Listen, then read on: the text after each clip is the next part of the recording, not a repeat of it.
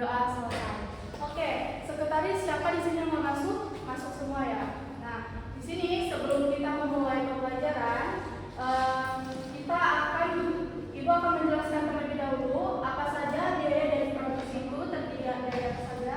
Yang pertama itu pengertian, yang kedua itu jenis-jenis produksi, yang ketiga itu cara menghitung biaya produksi.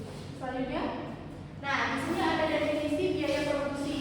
Biaya produksi adalah biaya yang terjadi untuk mengolah bahan baku menjadi produk yang siap untuk dijual. Selanjutnya, nah di sini juga ada terdapat jenis-jenis biaya produksi. Yang pertama itu biaya tetap. Nah, biaya tetap ini nominalnya itu tetap dan tidak berubah.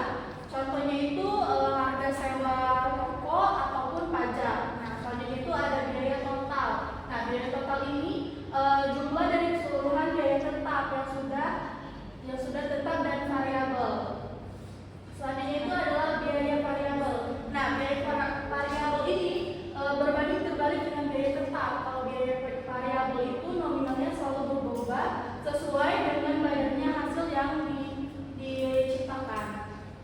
Nah, biaya variabel juga semakin banyak Anda memproduksi barang, maka semakin besar pula biaya variabelnya. Contohnya itu biaya variabel bahan baku yang diberi untuk memenuhi kuota pesanan tertentu.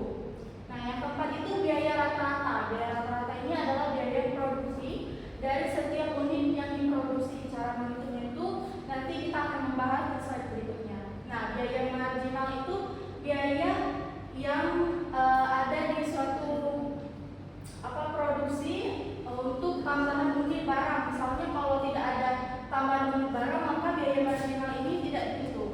Selanjutnya, nah yang pertama itu kita akan menghitung biaya baku. Biaya baku ini adalah seluruh biaya yang dikeluarkan untuk memperoleh bahan baku. Nah, contohnya rumusnya seperti ini: persediaan awal bahan baku ditambah pembelian bahan baku dikurang bahan baku tersisa, maka total dari rumusan di atas ini dihasilkan biaya bahan baku. Nah, di sini juga ada contoh kasus.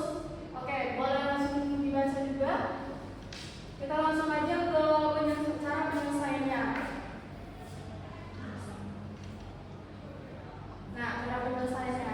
Jadi di sini kan persediaan awal bahan baku itu kan 1.500.000 ditambah dengan pembelian bahan baku baru